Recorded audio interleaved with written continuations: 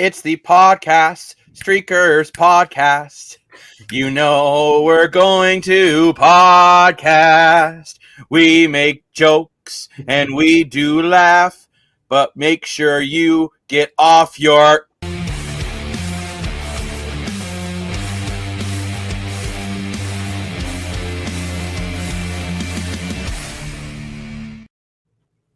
A $sign. Thank you very much, everyone, for joining us on another live edition of the Streakers Island podcast. It is I, the self-proclaimed sports analyst.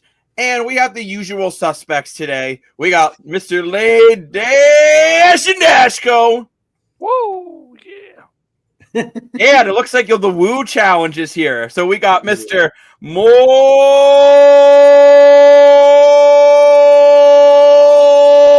for your money. Woo! And Mr. 5.5, who puts the capital E in CEO, Chazzy. I guess So something to the woo. Woo! All of you know the NHL playoff Stanley Cup Finals starts tonight. Yeah. And this is our pregame show. Now, before we get into the pregame show, though, I do want to quickly mention that the Toronto Argos have ruled out Chad Kelly and Janarian Grant for week one. So neither one of those guys are playing in week one. So just quickly, we always like to get the breaking news out on the Streakers On podcast. I mean, I think Lane just lives in StreamYard to get the breaking news out to you folks. Oh, yeah. Literally, 100%. He really does. So that's the biggest news right now coming out of the Canadian Football League. But again, we will have a CFL preview show tomorrow. Yeah. Because the season starts. But right now, let's talk NHL playoffs here. The Edmonton Oilers are looking to put away some demons. And I think the biggest thing is you have to start off the series better than you did last year. You can't go down 3-0. Would you boys agree? Oh, 100%. 100. Hundo P. So what do you think this team needs to do to make sure that doesn't happen? Are we talking maybe some scoring in the first period? Do we think the goaltending needs to be stable? Does Connor McDavid need to have a Connor McDavid-esque game where he just kind of completely takes over? What are your boys' thoughts?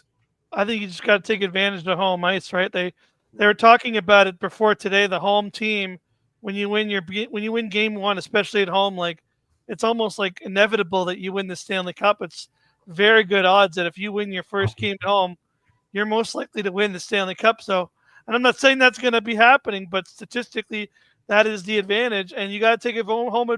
You got home ice tonight, game one in your home barn, where you can get a chance to go up 1-0 and try to rewrite history. Tonight is the night to take advantage, to step on the gas pedal, put it in the next gear, do whatever you have to do, and get a head start on these Florida Panthers, just like the Leafs tried to do when the other two teams failed to do. I love how we always bring it back to the Toronto Maple Leafs podcast. I appreciate that. But Lane, I think you're 100% right here. They just need to make sure they start the right way. And I think winning the first game is critical. I would say more for Edmonton than Florida. I really do. Edmonton, I think as much as, look, they're feeling better. And I argue they're a better team than they were this time last year. Although you are losing Zach Hyman, which is tough. We're hearing it was a wrist injury, and it's just really tough losing a guy like Zach Hyman, who is an elite player on this team. And some Leaf fans might be saying, Zach Hyman, elite, you're ridiculous. Well, look at his numbers. Numbers don't lie. People do. And Connor Brown is coming back into the lineup. Max brings in an excellent point, though. Corey Perry fills beautifully for Hyman. Way better hands. Yeah. That is an excellent point. I agree with that. If you can keep his minutes under 16, he can be very, very effective. If you're playing him 20, 25 minutes, that's not going to work. But Corey Perry, in the right circumstances, is very good on that top line for Edmonton. Oh, yes, 100%. And not just Corey Perry. I think Evander Kane is going to be the deal breaker in this series, too. He's like the Brad Marchand for Edmonton, and he's the wild card. He's been injured, so I forgot about him. But I think he's going to replace Zach Hyman nicely, too. I mean, yeah, you would feel like he would, right? Like Evander Kane, and you are also getting, by the looks of it, Connor Brown looks like he's back in the lineup. This is a guy that has really been a difference maker for this team, right? He's a guy that's been able to make some big plays in big moments, has a couple games of multi-goals. So I think Edmonton, to fill in Zach Hyman, we talked about it in a previous show, it's going to take a committee to do so, but I think they can do it. Yeah, Now, sure. we did talk about in our pre-recorded show that went out on Tuesday, which, by the way, we will be announcing a summer schedule, so watch out for that tomorrow. But I do wonder here, if you're Edmonton, how important do you think it is to make sure Stuart Skinner feels comfortable early? I know a lot of us feel Skinner and Bobrovsky these playoffs. Okay, Skinner's had a couple bad games, and when he's on, he's been comparable to Bobrovsky, maybe even a little better at times. You can laugh all you want, Dan. They got the same amount of shutouts, and the games Skinner has won, his numbers are elite, besides of one game where he was just okay. Oh, my gosh. Really, Bo? Numbers don't lie. People do. And you're one of them lying, saying how Skinner's comparable to Bobrovsky. I am sitting down. I am not lying. Oh, my gosh, dude. Go lie down, take a nap, fall asleep, get your head on straight. Like, what are you talking about? One's a franchise $10 million Stanley Cup winning goalie. The other one would barely make an AHL squad. The only reason why he got 3 shutouts and he played well is because the team in front of him played well. Disagree. I would argue where was one of the games Stuart Skinner completely stole. One game. Bobrovsky steals series, not games. We are hearing from Lane. Always gets in the comments. By the way, Lane, that's a beautiful picture of you. Every picture he's dashing. He's like Neil Patrick Harris from How I Met Your Mother. Never takes a bad photo. Home teams that win game 1 are 75.1% winners. That is a huge statistic to talk about here for home ice advantage. But going over to, he loves it when I say his full name, Adam Walsh, blocking shots that don't let Florida in his face. That is a big thing for Edmonton. They are not a team that blocks a crap ton of shots. The Leafs did until game 7, and then they decided just to go to bed and go, I don't know, maybe have some lasagna. And you know what it was? Too. You know what it is? They say real G's move in silence like lasagna. And they just took the move in silence part and didn't realize Little Wayne was making a play on words. Yes. But I got to agree with Adam here. Like, I think if you're Edmonton, you need to have a good defensive structure. Obviously, having Ekholm back into the lineup, and it helps, right? And he's had a lot of rest with the huge break between series, which I was not a fan of whatsoever, to tell you the truth. I don't know why they're kind of lining it up to start to like be battling so much other stuff at the same time. They could have started right away and they wouldn't have had much to compete with television wise. But it is what it is. And I think for Edmonton, they do need to just make sure Stuart Skinner's not getting ran over, right? Because I don't think you want Stuart Skinner getting rattled. Well, you know what? I think in that category, I think Edmonton's better off in Florida. Like what Lane pointed out, I believe in our Tuesday Take Edition show. I believe it or not, I think Edmonton has the advantage in backup goalie and Calvin Pickard over Florida's Verchek, I think the guy's name is. It's like I would have never said that in the past, but the points are Pickard's 6-0, and I think Pickard played better than Skinner. So worst case, if Skinner gets rattled, oh well, he put Pickard in. Who cares? Versus you put Bobrovsky, he gets hurt. He's played every minute of these playoffs. That could be pretty scary if he gets hurt. I was a little surprised, to be honest, when Florida had a couple games that were out of hand, why they didn't throw Vanacek in just to get him to face a little rubber. Yeah. Maybe not game 7 in Toronto, but game 5 in Toronto, when that game was a blowout, I think I would have threw Vanacek in just to kind of get Bobrovsky a bit of rest and get Vanacek facing some rubber, because it is 100%. For a goalie who hasn't played, and the NHL playoffs are a real drag, right? You're looking 2 months. Yeah. So one of the only playoffs format I think is longer is the Memorial Cup format. Right. Which, wow, Memorial Cup. I still can't believe Medicine Hat Tigers just got destroyed in that. I called it for Knights, baby. They got it done. Easter Cowan, I love him now. Well, he loves him for now. He'll probably say the Leafs should trade him for a bag of pucks by Thursday. You guys did already by Tuesday. But the interesting thing is, and a friend and viewer of the program, Adam Walsh, sent me a very interesting statistic. Yes, Adam, I felt like whispering your name. And it's an interesting statistic when you compare Barkov and McDavid together. And they're pretty much at par with each other when it comes to actual points when they're on the ice. They have the same amount of goals, around the same amount of slot chances, and around the same ice time.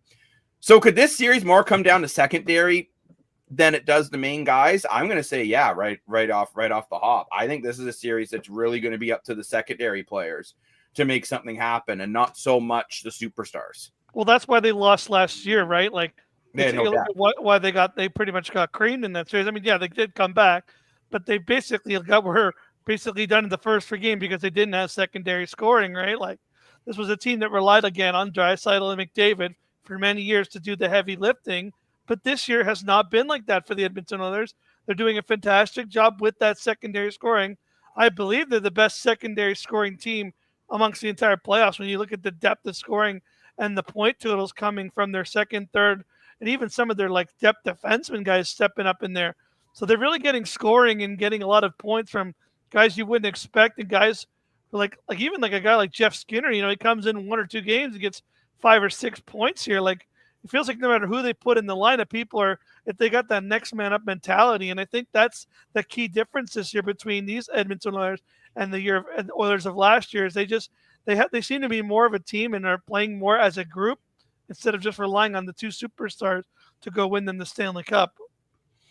That's an excellent point, Lane. This Edmonton team does feel more like a team than what it did last year. Now, Connor Brown is still a game time decision.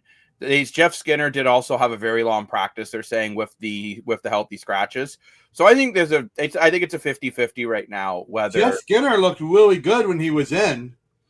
He did, right? And I think Edmonton, it just shows how much depth this team has. But when we take a look at the lines tonight, if Connor Brown's in, he's on the third line with Henrique and Frederick.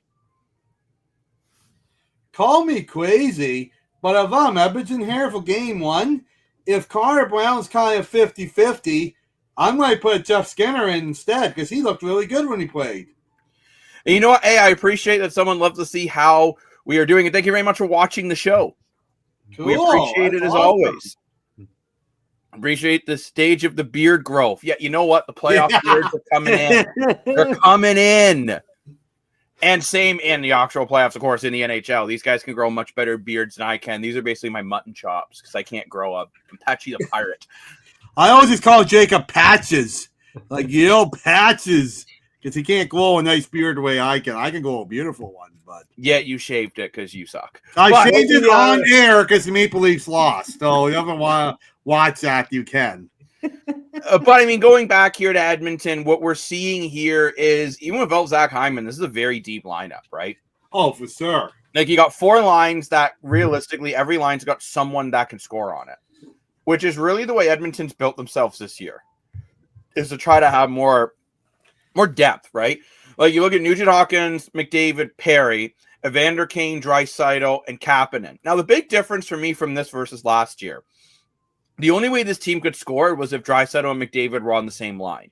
That hasn't been the case, right? No. And that's a big difference for these boys. When you're able to spread those 2 guys out onto 2 separate lines, let's be honest, they're 2 of the best players in the league, if not the 2 best players in the league. Sasha Barkov over in Florida might have something to say about that. But this is a team that when they can spread out this offense, it gives them a much higher chance of winning. And even that 3rd and 4th line, don't sleep on them, right? You got a 3rd line of Frederick, Henrique, and Brown. That line can score as well. And even your 4th line of Podkolzin, Janmark, and Arvidsson. Podkolzin has really surprised a lot of us. I know, Dan, before we even started the playoffs, when we talked to him in our preview saying about Podkolzin on the 4th line, you had no clue why he was there. And I think your attitude has to change about that at this point. Oh, for sure. Here's forechecking is really, really good. You're not putting him out there for points, but for skating and wearing down the defense, 100%. I just got to point out, too, his Edmonton team is so deep. You got Ryan Nugent-Hopkins, who was a first overall draft pick, 100-point guy a few years back, centerman, and he's playing the wing. You got Victor Arvidsson, who last year was a 30-goal scorer on your 4th line. And the one thing we're not even talking about yet is how deep Edmonton's defense is. And I can't believe I'm saying this now because I would have never said this at the beginning of the playoffs. But I would argue that Edmonton's defense is either almost as deep or deeper than Florida's. No. It's good. It's not as good as Florida's. It's Yeah. good. Now, I don't know if that's coaching defense versus the players, but Florida's defense literally doesn't let you breathe. Where Edmonton's defense, you're allowed to breathe. Like, you literally feel like you're in Colorado and you can't catch your breath because of the altitude when you play against Florida's defense. Well, hey, that's why they built oxygen tanks, Flo. It's so good. But looking at the Florida forward group, a lot of the things we say about Edmonton, I'll be honest, I feel you kind of got to say about Florida. You know, sure. It's a lineup where all four lines have some offensive ability. It's a big lineup. It's very physical. You look at that. I mean, I will say I'm still expecting a lot more out of Evan Rodriguez. I think he needs to step up if you're the Florida Panthers. He's got to find a way to produce more on that because he's playing with I don't know why he's on the top line. balance. Yeah. I guess so. You're balancing all your lines. You don't want to load up one line. We have seen in these playoffs, the teams that are just one line, they don't do that well. Because if you shut down that one line, okay, then who else is going to do it? Right? So what Florida is doing is the same thing that Edmonton's done. Sure, you put McDavid and Draisaitl on a line together. It's the best line in hockey. You put Barkov, Reinhart, and Kachuk on a line together. That may be the hardest line in hockey to stop. But if you can stop it, the other team is in trouble, right? Right. So that's why you're seeing Rodriguez up on that line. You're seeing Brad Marchand down to the third line. He's towards the top in scoring.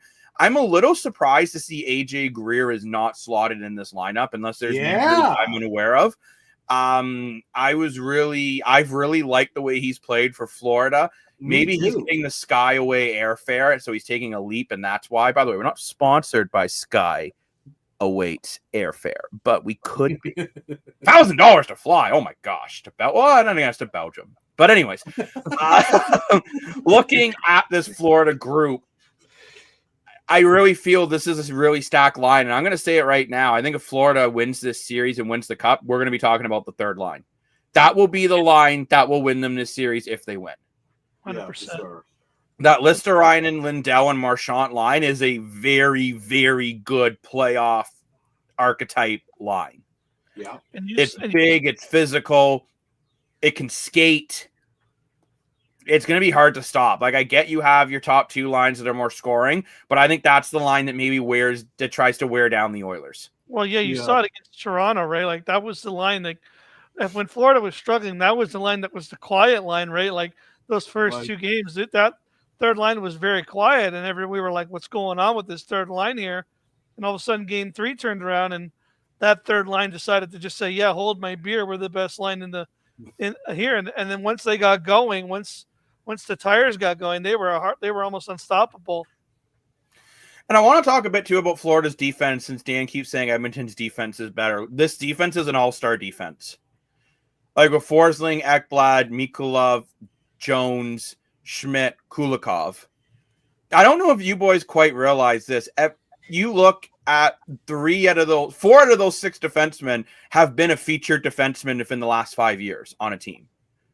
Yeah. Forsling was the featured defenseman when Ekblad was injured. Ekblad has been the featured defenseman in Florida for years. Seth Jones has been the featured defenseman in multiple different teams. Nate Schmidt was the featured defenseman of Josh Morrissey in Winnipeg for the longest time. Yeah. Edmonton's defense is very good. I think it is much better than it's been years past. And people say that the Oilers are bad defensively. I disagree. But you can't tell me that this is not the better defensive group as a whole. This defense group as a whole is just, and you have Seth Jones playing at a much higher level than I thought he could play. He's starting to look like that defenseman you're paying $8.5 or $9.5 million. Maybe that's all coaching. We know Maurice is a big believer of Seth Jones, right? I'm a believer. So I don't have to sit there. I agree with you, Jacob. I don't think they're better, but like you said, you got to give a lot of credit to what Edmonton's defense has done, right? Because they didn't have Ekholm, and a lot of people wrote them out very early on. I did.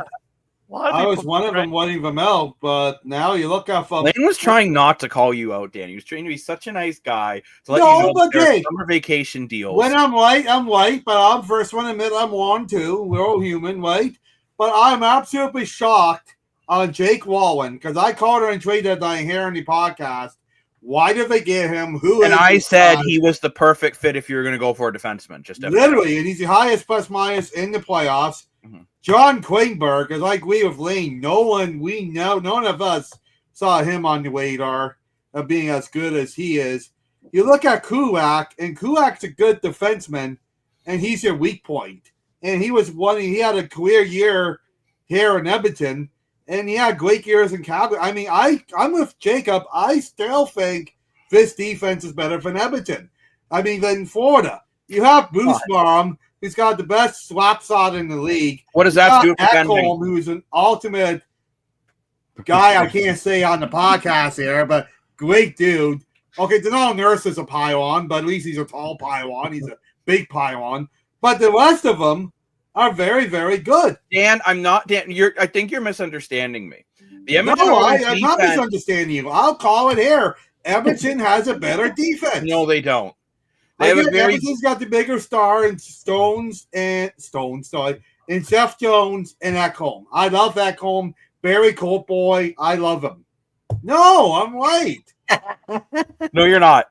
Edmonton's defense is very good. You have three defensemen that arguably could be a featured defenseman: Ekholm, Bouchard, and Nurse. And I'll be honest, I wouldn't argue Nurse, but people will. I would personally, if it's me, I'm saying two. You have two featured defensemen versus Florida has five. No, we don't. Yes, they do. We literally just went over them. Nick was a defenseman 5 years ago. Well, okay, but you can even say four. And even at four, this Edmonton defense is the best. You got Ekholm and Jones. That's it. Ekholm's on Edmonton. You have Ekblad, Jones, Mikolov. I love Mikolov, but he's not a top two defenseman. Yes, he is. No, on a lot of other. If he was on the Toronto Maple Leafs, he'd be on your top pairing of Morgan Riley. No, he wouldn't. Yes, he would. He is better than Brandon Carlo. No, he's not. I would love to go through all the teams and see how many he would be on your top two defense. You're forgetting how good he was in Four Nations, how good he's been in the playoffs. The guy's an absolute tank.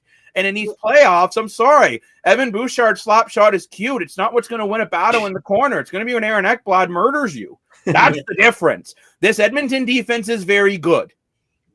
And I think that's where you're misinterpreting me. It's a very good defense. It is not as good as Florida's. It is. Can we at least agree Edmonton's defense is better offensively? Yeah, but I don't care about offense from defense. That is my biggest pet peeve. And Lane, I'll get to you in a second, but I'm going to go on a rant. It's my biggest pet peeve. It was like, we need more scoring from the defense. It's the defense. That's like telling me, you know what? Martin Brodeur was not a good goalie because he didn't score 10 goals in a season before. He's a goaltender. Austin Matthews, when he scored 69 goals, sucked because he never had a shutout. Connor McDavid has never made a glove save. Terrible. Useless. Defense are built to defend, and that is what the Florida Panthers defense is built to do. Defend and murder you. There is a difference. This Edmonton defense is good. It will chip in the offense. Depending on what series this goes, it's just when I'm looking at a playoff team, I think the defense in Florida is more built for playoffs. Lane, go ahead. Now, I just want to ask Jacob, do you think do you think you can make to play peacemaker here? Do you think we could agree that yes, Florida has the better defense, but as Edmonton's defense, they are performing maybe at a higher level than expected? Than when you look 100%. So, you look at it, Florida's defense, you expect that here's the bar, right? You expect this from Florida, and they're doing that. But I feel like the bar for Edmonton is here, but they're at this level. Like they've got above their level. I do agree with you. Edmonton's defense. I think that's what it's not like. No, Dan is trying to say Edmonton's defense is better as he drinks his Mountain Dew. And I look at this Edmonton defense. I never expected them to be this good. I mean, especially a guy like Troy Stetcher who came in filling in for Dan. Don't drop your pen in your drink again. Okay, I pause something. There's one way to solve this battle. We'll look at both defense in NHL 25 and see which one has the highest overall. Wow, we're really going to use EA Sports to figure out realism. Okay, I'm gonna go do that. Oh, good Lord. Anyways, I think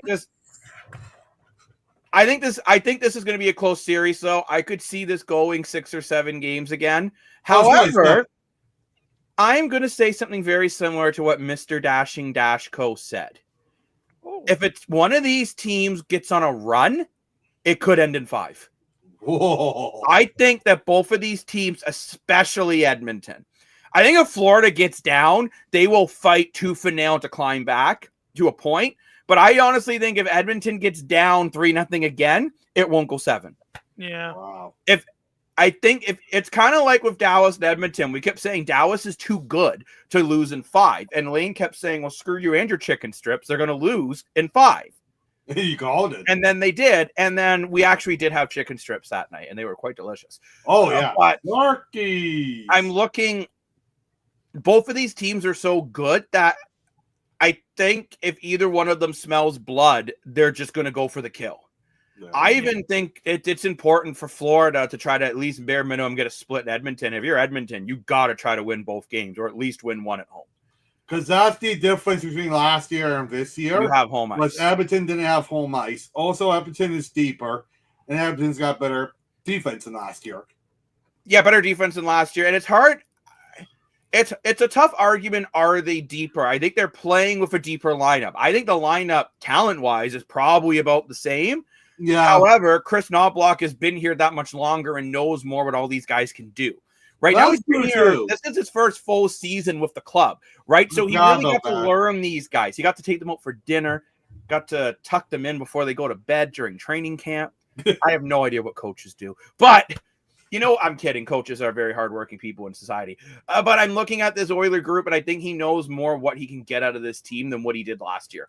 And I think that's a big difference, and that's why we're seeing Florida. We expect depth scoring. I think that's never mind that just for the defense. I think Edmonton as a group has surprised people. Did anyone have Stuart Skinner with 3 shutouts on their playoff bingo card? No. Chazzy? No.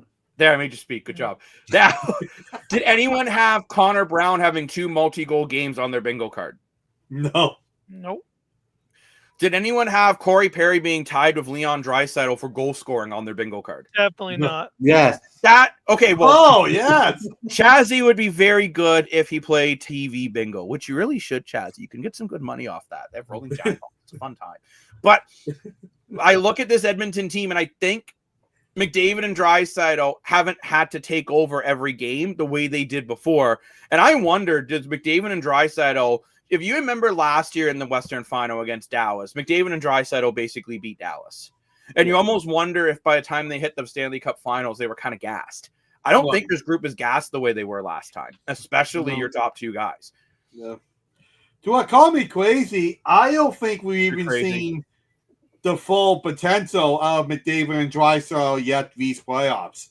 I think they got a big game in them, and I think that big game will be the difference. I see Lane's point, talking about depth scoring being the difference. I actually disagree this year. I think it's going to be the big guns. I really do. I really think it's going to come down to McDavid and Draisaitl versus Barkov and Tkachuk. Because all 4 guys have been kind of up and down all these playoffs. And you look at I wouldn't say that. McDavid and Draisaitl, as much as I said they weren't as good at times, I don't think they've ever been a point where you're like, man, they suck. No, I get that, but I'm saying like for not blowing up games the way they did last year, right? And you look at the teams that got eliminated. Toronto with Matthews and Marner, the big guns that did nothing. Nico Antonin did nothing in the 3rd round. I never heard anything about an injury with Rantanen, by the way, in any of the posts. So I think he was just tired. Just wanted to go home and have Sebastian Aho did nothing in the 3rd round. Disagree with you whatsoever. Sebastian Aho in Game 5 was electric. Okay, sorry. Okay, well then. Can you imagine? Just hold on a second there. And that's one thing. You cannot call out Sebastian Aho, who was dominant on a lineup that, according to Rob Brendamore, sucked. Okay, well, maybe that's a bad example. Terrible. Did nothing in the 2nd round. The teams that got out their big guns did nothing. So I think this Stanley Cup final is coming down to force 4 guys. Because I think on a good day, Barkov and Kentuck are not that far behind McDavid and Draisaitl. So it's going to come down to those 4 guys. Can one of them win a game? Not the goalie, not the defense, not the depth scoring, for big boys. However, as Streakers points out here, who's going to get the Streaker points tonight? Remember, the NHL playoffs are on the Streakers app. So for our viewers, if you haven't downloaded the app yet, make sure you download that app. You know what? It is better time than any app you'll ever find. And there's some pretty intense apps out there. We're not going to talk about that because it's a PG show. But Lane has a chart. And I love charts. I got to say that. And I know I'm a big boy, so you might think I like pie charts, but I actually find these charts much easier to read than a pie chart. It's just crazy. I can read a pie chart. It's just a circle, bro. When you look at the defense, and I'm not going to, when you look at the defense and how they compare, look at the ratings for each defense core and how impactful each guy is. It's like you said, Florida might have the better one, but they're kind of performing at the same level, which I think is actually scary because, you think Florida with better defense should be outperforming the Edmonton Oilers. But you look at statistically, they're not. That's very true. They're not.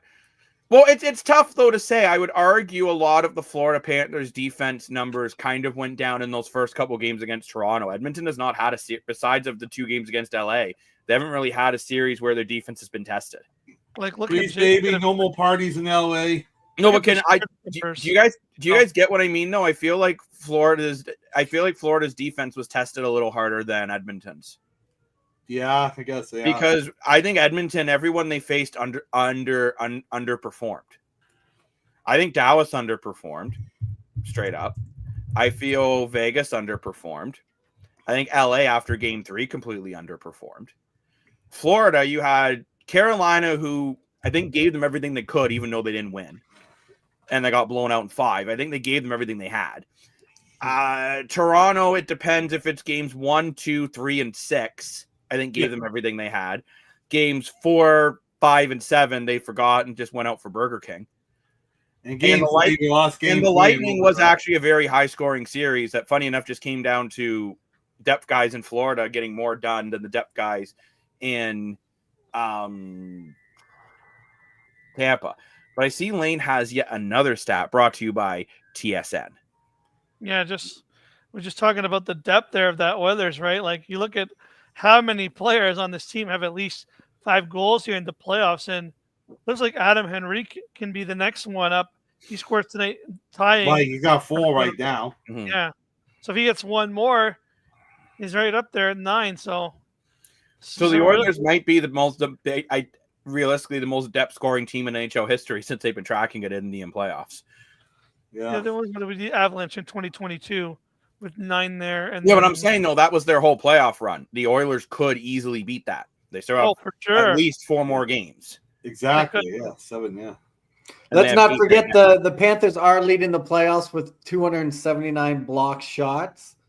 Yeah, that's a lot of shots. 182, so you got 100 less. And I think Dallas was the closest. Mind you, Winnipeg was, I think, 230, 236. And then Dallas was around 183, so the same as Edmonton. So the Leafs were also towards the top in block shots at the point they got eliminated. I believe they were top at the time. But look what happened in 5 and 7 when they couldn't get shots through. Boy, it was a disaster. Yeah. But I wanna say to you guys, and this is something I find very interesting. So both of these teams suck at faceoffs. Yeah, you got Edmonton at 48.4% and Florida at 45.6%. That really surprises me. It doesn't surprise me personally because I think they're more. That's not really their focus. I don't think these teams are overcoached the way. I would argue there are a lot of teams in this league now that are overcoached, and they're trying so hard to make their set plays that they just don't go get the puck. Mm-hmm. Edmonton and Florida are both teams that they don't need their set plays. They let either their skill guys take over or their physicality take over. But I want to read you guys some of the statistics going into this series. So you have Edmonton's power play at 30%. Florida's at 23.2%. However, Florida's penalty kill is at 87.9%, while Edmonton's is 66%. Ooh. Those special team statistics just tell me Edmonton has to stay out of the box. Yeah. Like, they need to make sure they don't get baited into any stupid penalties. I don't think Edmonton has any guys of they haven't been taking as many penalties as some of the other teams. Their most penalized guy is Pot Colzing of 18 penalty minutes in 16 games. I mean, it's a lot of penalty minutes considering how much ice time he gets. But I think a lot of those were I think one of them was like a 10-minute misconduct when a game was kind of done. So you look at Edmonton, it's not funny enough, Max Domi had more penalties minutes going into the second round than most of these guys on the Edmonton Oilers. I know. I was going to say that. Yeah. 33 penalty minutes in 2 rounds. Where actually, I think if you're Edmonton, you got Brad Marchand with 46 penalty minutes, Matthew Tkachuk 29, Sam Bennett 26, Lindell 23. This might be your chance if you're Edmonton to have your power play try to take over this series, depending on how they call it. Which that's a whole other argument is what rule book are we using for these playoffs? The only problem is I'm going to see Florida is going to try to push Edmonton into taking stupid penalties. I could see them try to push Frederick, is that his name? Trent Frederick. Thank you. I can see someone like Brad Marchand trying to push Trent Frederick into taking a stupid penalty. So that could be a problem. Lane has another stunning stat from TSN. Yeah, just going over some of this, and you look, this is the scary one for me. We're talking about how big games are at home here, and you look at the Florida Panthers, they have statistically the highest goals per game when playing on the road in NHL playoff history. That's crazy. Expected almost five goals per game on the road. So you want to talk about a team that's only thing is, don't forget both the games 5 and 7 in Toronto. They got 6 goals. I was about to say that. You wonder what it would be without those 2 games in there. But Lane, that is an interesting stat because I think Florida also had a couple big scoring games against Tampa too on the road, if memory serves me correctly. Which I don't know. This noggin's getting pretty old. I'm an old fuck now. But also, though, when we talk about goals per game, very comparable. Florida at 3.88. Edmonton at 4.06. Ooh. Goals against, I'll be honest, comparable in my opinion. 2.29 for Florida, 2.81 for Edmonton. I think those are Edmonton's lower. Wow. No, Edmonton's higher. 2.81 is higher than 2.29. Oh, I did. Okay. Oh, okay. Yeah, sorry. That's okay. I thought the numbers mixed up in my head. So it's interesting. Besides of the special teams, there's really no one area where one team is drastically better than the other. This is a 5-on-5 series. It'll be very tight. If Edmonton takes a lot of penalties, which I don't foresee that happening personally. No. I think the Oilers are a smart team. And you know what? Maybe too, their penalty kill just needs to step up. And most of their power play goals against was actually early on in the playoffs against the LA Kings. Yeah, they dominate in the power play. Holy cow. I still do wonder, though, if LA is going to make a shakeup. Chazzy tried to fool everyone in our group chat with a fake trade that never happened, Chazzy. You tried to bamboozle me. You guys are at the lunch.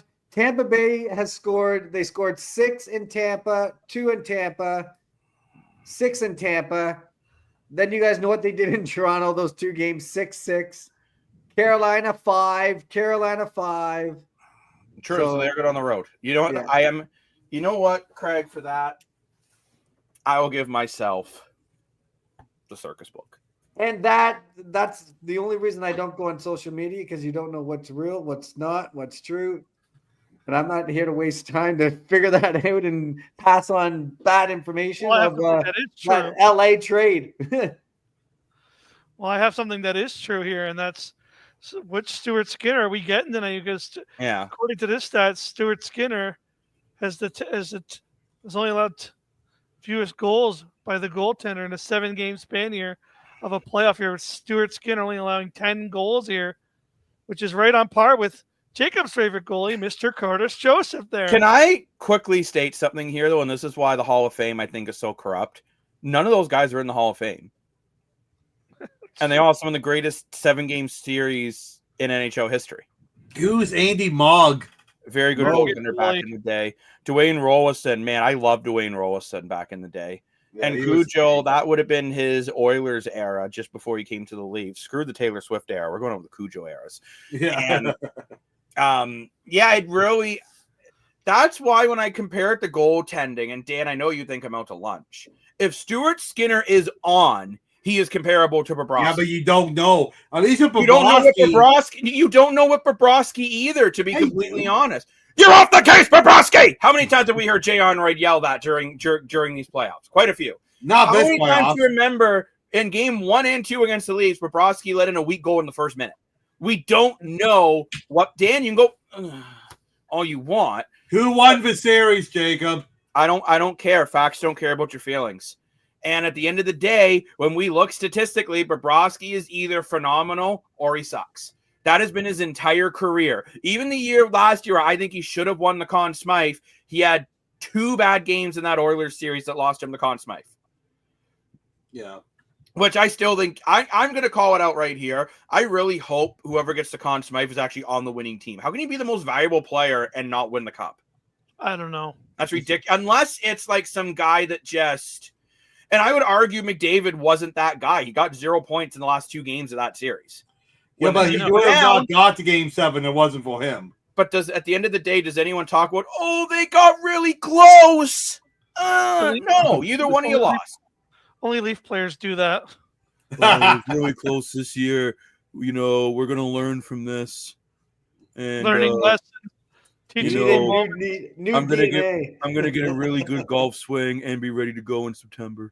Teachable moments. Teachable moments. John Tavares, I want $8 million, and I think it's a pay cut. Obviously. Obviously. Blah blah blah blah. Like, you know. But no, I look at this and I think this is going to be a very tight series. I don't know if you guys agree with me, though. I'm really shocked AJ Greer's not in the lineup for Florida tonight. I do agree with that. I think he's been a consistent tank for that 4th line the whole playoffs. I'm like, what the? And with Florida, funny enough, we talk about Edmonton's depth scoring. You got Barkov a point per game. He's the only point per game player for the Florida Panthers. We got Sam Bennett, 16 points. Matthew Tkachuk, 16 points. Connor Verhaeghe, 14 points. Brad Marchand, 14 points and a plus 11. Sam Reinhart, he's a guy I think that needs to step up for Florida, though. Only 4 goals, 13 points. Listerinen, 13 points. Lindell, 12 points. Rodriguez, 11 points, but only 1 goal. I think you want more to Rodriguez. AJ Greer. But then it really drops after that to the 4th line with Youngquist with 5, Greer with 3, Gadoch with 3, Nosek with 3. Where we look over at Edmonton, right, we're seeing the Oilers. I don't think there's as much of a drop from your 3rd to 4th line. You also have 3 guys who are point per game players, and Connor McDavid, 26 points, Leon Draisaitl, 25 points, Ryan Nugent-Hopkins very quietly with 18 points. Funny enough, Ryan Nugent-Hopkins very quietly would be Florida's best player statistically. I want you to put that bug in your ear. Yeah. No Zach Hyman, but Evander Kane, 11 points. Corey Perry, 10 points. Connor Brown, 8 points. Adam Henrique, 6. Podkolzing, 6. Arvidsson, 5, but only in 11 games.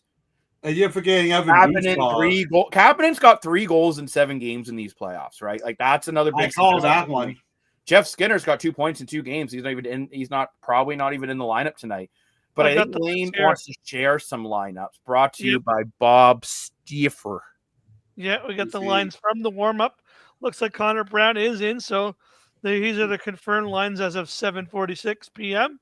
It's going to be Ryan Nugent-Hopkins, McDavid, Perry, Vander Kane, Draisaitl, Kapanen draws in, Frederick Henry, Connor Brown, Podkolzin, Janmark Arvidsson with Ekholm Bouchard, Nurse, Kulak, and Wallman, Klingberg, and Skinner is your starting goalie.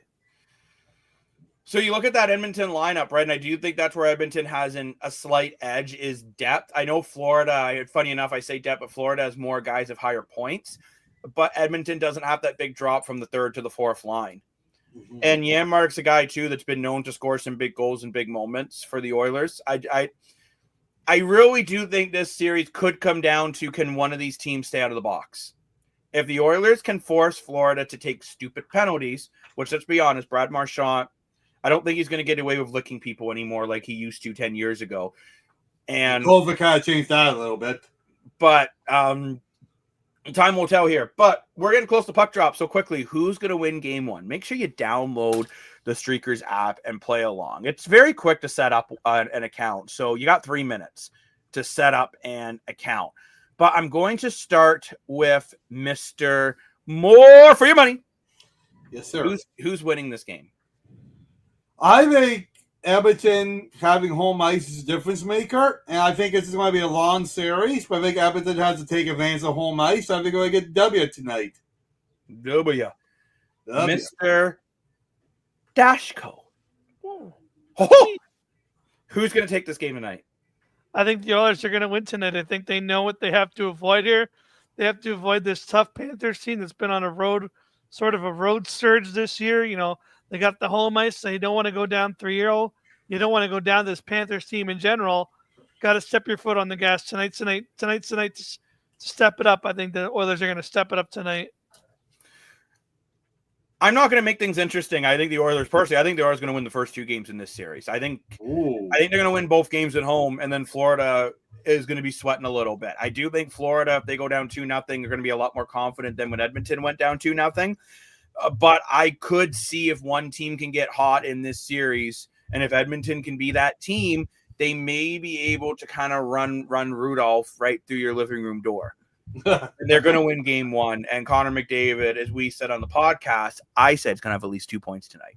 But Mr. Chazzy, 5.5. Big news in the land of Chazzy that he has a new update. And the Streakers app has a new update coming as well. Yes. So, Chazzy, who's winning tonight? I think there's a chant that they have down there, or I should say over in Edmonton, let's go Oilers. So let's go Oilers. I'm shocked you don't have your hair band. Yeah. Oh, yeah. Well, it's game 1. We gotta see. You got to earn the hairband. You know, they made us wait 6 days for it. Chazzy called it in our playoff preview show months ago that the Oilers were going to come back to the Stanley Cup Finals this year. So, bravo on Chazzy. I don't think any one of us had that. Funny enough, most of us, if we were saying a Canadian team was going to get there, I think Dan and I, you both said Winnipeg for a Canadian team. We did, yeah. We said Winnipeg or Toronto. But I think it's time we sign off so we can catch the beautiful national anthem in Canada. I mean, and eat some meatloaf. And just eat some meatloaf. Dan likes to tell everyone our dinner plans on the I want some meatloaf. I'm coming over. Yeah, I got Gaviscon for you too. We also got Gaviscon here, so we're set. But are you literally having meatloaf? We actually are, yes. But I am Jacob Moore, the self-proclaimed sports analyst. We are joined by the most dashing man of all, screw Rudolph the Red-Nosed Reindeer. We have Lane Dashing Dashco. We have Chazzy 5.5, update pending to 5.6. I can't wait till we get to 6.0. Right? I can't wait for the new update on the Streakers app. And Mr. Moore for your money. Woo! We'll see you for the post game.